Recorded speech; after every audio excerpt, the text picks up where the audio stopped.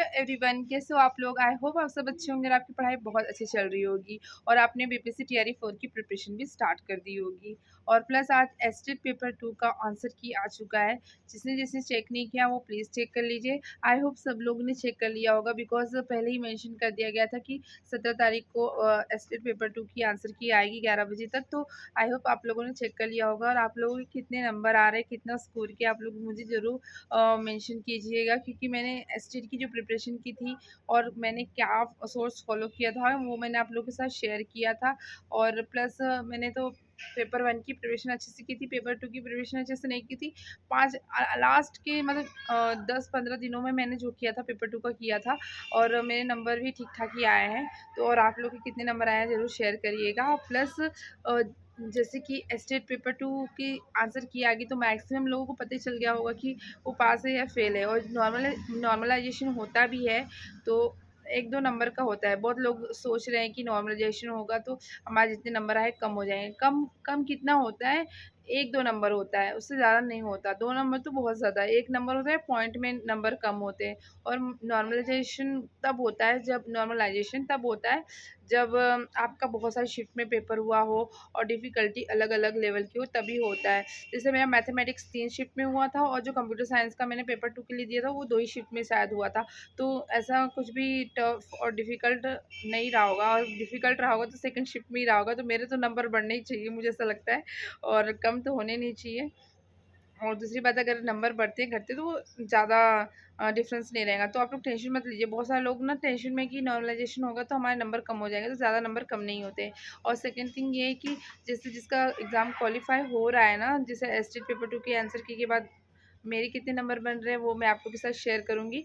Plus आप लोग भी शेयर करिएगा। जैसे मेरे नंबर बन रहे हैं ना एग्जैक्ट 75 बन रहा है, और ना कम है ना ज़्यादा है। तो जैसे मैं बिहार का डोमिसाइल लगाया था, मतलब मैं बिहार की हूँ, तो मुझे पास होने के लिए, मैं फीमेल कैंडिडेट हूँ बिहार की, तो मुझे 40% ही चाहिए, मतलब 60 नंबर ही चाहिए, तो मैं क्वालिफाई कर जाती हूँ। अगर एग्जैक्ट 75 है, अगर मैं जनरल कैटेगरी से भी आती हूँ, जैसे कि जो फीमेल्स है अदर स्टेट की है तो वो जनरल में ही काउंट की जाएंगी, तो उनको 75 नंबर्स लाने होते हैं। जो अदर स्टेट के हैं, जनरल कैटेगरी के हैं, उनको 75 चाहिए। और जो बिहार के हैं जनरल कैटेगरी के हैं, उनको भी 75 चाहिए। तो इस कन्फ्यूजन में मत रहिए। सिर्फ बिहार की जो फीमेल्स है ना उनको 40% चाहिए, मतलब 60 नंबर चाहिए।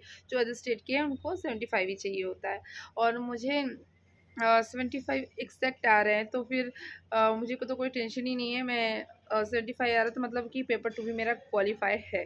तो मैं जनरल में भी काउंट होती तो मेरा एग्ज़ाम क्वालिफाई होगा, और अगर मैं कैटेगरी में आती हूँ तो भी मेरा एग्ज़ाम क्वालिफाई होगा। तो मतलब मेरा एस्टेट पेपर 1 भी क्वालिफाई हो गया और एस्टेट पेपर 2 भी क्वालिफाई हो गया।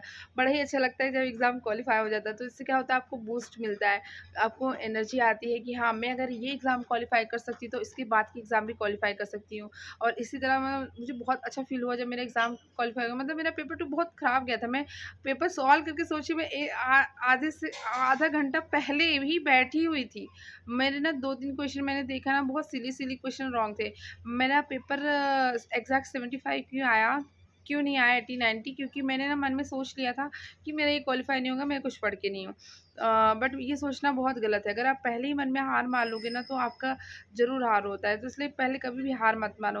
अगर मैंने आधा घंटा जो बैठी थी वेस्ट कर रही थी, अगर अपने क्वेश्चंस को रिव्यू कर ली होती, 1-2 बार पढ़ ली होती कि मैंने क्या-क्या सॉल्व किया, क्या कुछ सॉल्व कर सकती हूँ, तो मेरे जो क्वेश्चंस गलत हुए, जो आते हुए भी क्वेश्चन गलत हुए, वो नहीं होते। तो आप कभी भी एग्ज़ाम देने जाओ और आपको लगे कि आपने कुछ नहीं पढ़ा है ना, तो आप पहले पूरा पेपर सॉल्व कर लो। उसके बाद ना, जब आपके पास टाइम बचा होता है ना, तो उसको वेस्ट मत करो। आप पूरे क्वेश्चन रिपीट करो कि हाँ, ये क्वेश्चन सही किया या नहीं किया है, ये क्वेश्चन कर सकते हो या नहीं कर सकते हो। आप टाइम वेस्ट मत करो। मैंने ये गलती की, मैंने टाइम वेस्ट किया। मैंने ये कोशिश नहीं की कि मैं देखूँ क्या क्वेश्चन है और क्या मैं सॉल्व कर सकती हूँ। बस मैंने सोच लिया था कि नहीं सॉल्व होगा, मेरे से नहीं होगा। बट फिर भी भगवान भगवान है कहीं न कहीं, और मेरा पेपर क्वालीफाई हो गया। जब मैंने घर में अभी किसी को बताया नहीं, क्योंकि घर में तो कोई है ही नहीं। मेरे सास-ससुर भी गाँव गए, मेरे हस्बैंड भी हॉस्पिटल में ही हैं, तो वो आए ही नहीं, तो उनको मैंने मिली नहीं, तो बताया भी नहीं मैंने कि क्वालीफाई कर लिया है। प्लस दूसरी बात ये कि एग्ज़ाम क्वालीफाई, मतलब मैं तैयारी अभी इसी साल से करना चालू किया है टीचिंग एग्ज़ाम की। और सीटेट का एग्ज़ाम तो मैंने बहुत बार दिया है। समझ लीजिए 3 बार दे चुकी हूँ। लेकिन वो मेरा एग्ज़ाम इसलिए क्वालिफ़ाई नहीं होता क्योंकि मैं उसमें टाइम मैनेजमेंट कर ही नहीं पाती हूँ। सीटेट के एग्ज़ाम में ऐसा है कि क्वेश्चन छोड़ना सीखना होगा तभी वो एग्ज़ाम क्वालिफ़ाई होगा, उसके लिए बहुत मेहनत लगेगी। फिर उसके बाद मैंने सोचा यार सीटेट तो निकल नहीं रहा है, टाइम मैनेजमेंट हो ही नहीं रहा है, तो मैंने सोचा बिहार स्टेट पे फ़ोकस किया जाए। तो इससे मैंने फ़ोकस किया, अच्छे से पढ़ी, ये मेरा क्वालिफ़ाई हो गया। स्टेट के चक्कर में फिर से मैंने सीटेट पे ध्यान नहीं दिया, और वरना थर्ड अटेम्प्ट में तो पक्का ही निकल जाता, बट हो गया, नहीं निकल सकता वो सीटेट, तो मैं उसको दिमाग से हटाया जाए, क्योंकि अब एक नौकरी कहीं से भी ले लीजिए पहले, मेरा मन में मोटिव ये है। तो जैसे मेरा पेपर 1 और पेपर 2 निकल गया, तो मेरे पास 2 ऑप्शंस आ गए कि मैं 11th-12th के लिए कर सकती हूँ और 9th-10th के लिए भी कर सकती हूँ।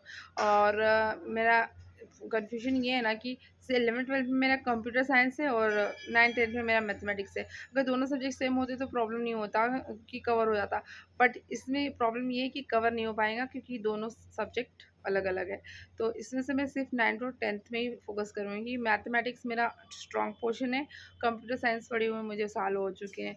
और जो भी मैंने स्टेट में किया था वो सब तुक्कोलॉजी था, और तुक्कोलॉजी में मैं पास हो गई। अच्छा लगता है पास होने के बाद। आप लोग भी मुझे बताइएगा आप लोग कैसा लग रहा है जो पास हो चुके हैं। जो जिनका क्वालीफाई नहीं भी हुआ है तो वो भी टेंशन मत लीजिए, आपका भी क्वालीफाई हो जाएगा।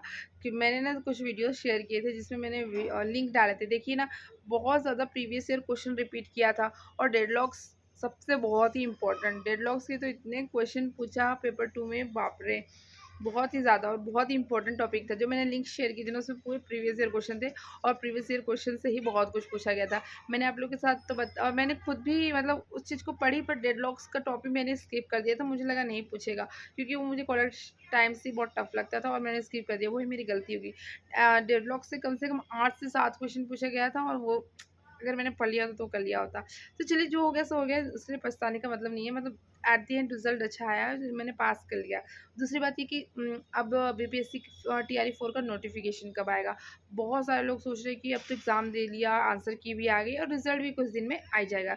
जैसा कि पहले मैंने आप लोग को बताया था, रिजल्ट इसका आएगा पेपर 1 का जुलाई के एंड में, और पेपर 2 का अगस्त के फर्स्ट वीक में आ जाएगा। तो रिजल्ट आ गया, अब इसके बाद क्या है, अगस्त में तो इम्पॉसिबल एग्ज़ाम होना, क्योंकि एस्टेट का रिजल्ट ही आ रहा है अभी अगस्त में।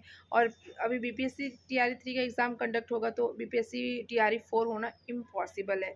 और दूसरी बात ये कि आज एक न्यूज़पेपर में कटिंग भी आई थी कि जब तक वो जो 65 आरक्षण वाला मैटर सॉल्व नहीं हो जाता, बीपीएससी टीआरई 4 का नोटिफिकेशन नहीं आएगा, और टीआरई 3 का रिजल्ट भी नहीं आएगा जब तक वो आरक्षण वाला मैटर सॉल्व नहीं हो जाता।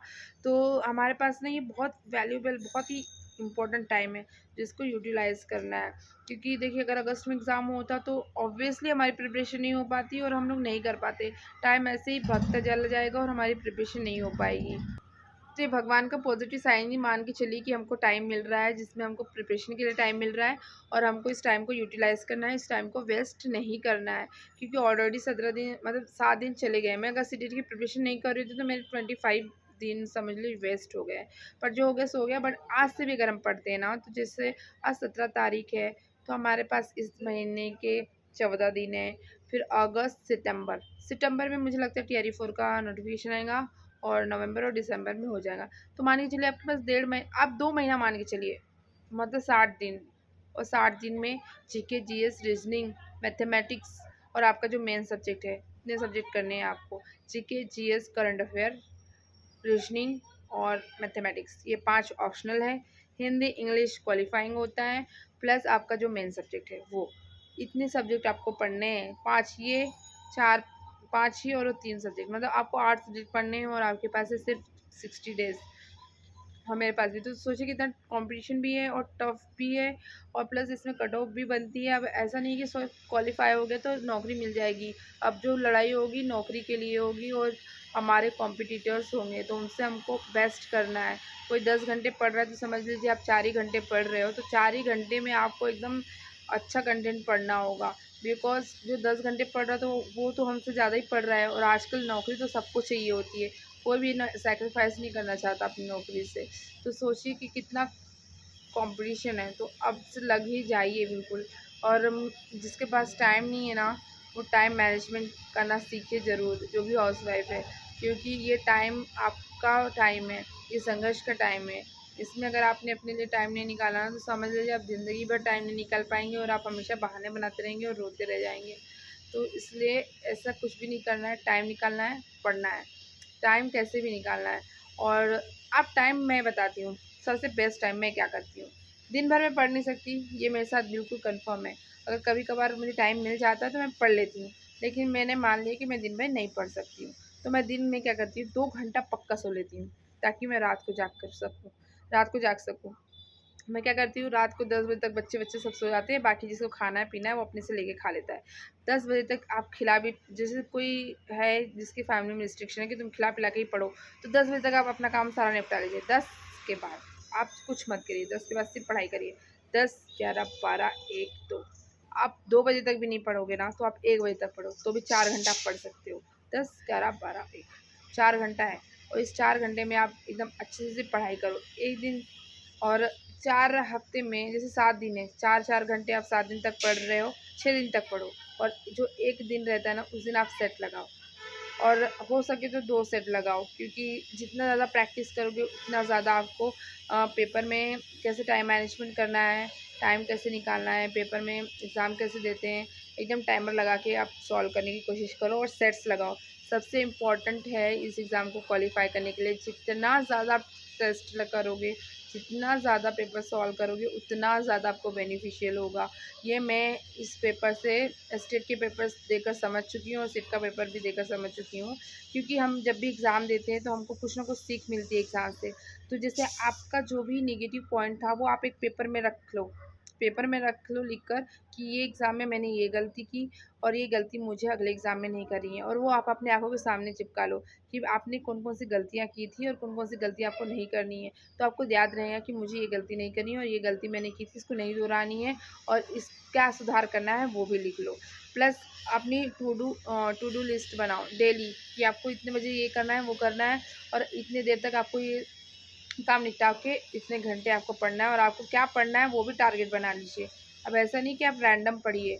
अगर आपने सोचा कि ये टॉपिक ख़त्म करना है तो ख़त्म करिए पहले इसको। अब कोई कोई क्या करता है कि आधा टॉपिक पढ़ता है और आधा छोड़ देता है कि बाद में करेंगे, तो छूटा ही रह जाता है, नहीं हो पाता। आप अपने दिमाग को फोर्स करिए कि नहीं, इस बार मुझे पढ़ना है, क्योंकि इससे मुझे जॉब लगेगी, क्योंकि ये क्वालिफाई नहीं है, जॉब लगाना है। और ये ऐसी कुछ मोटिवेटिंग बातें के साथ मिलते हैं नेक्स्ट वीडियो में। अगर आपको थोड़ी सी भी मोटिवेशन या थोड़ा सा भी नॉलेज मिलता है मेरी वीडियो से, please do like share and support my videos. Plus आप मेरी वीडियोस को डेली देख सकते हैं। मैं हमेशा सोचती हूँ कि अच्छे और पॉजिटिव चीज़ें ही आप लोग के साथ शेयर करूँ, क्योंकि जितना हम पॉजिटिव चीज़ें सुनते हैं उतना ही हमारा दिमाग पॉजिटिवली वर्क करता है।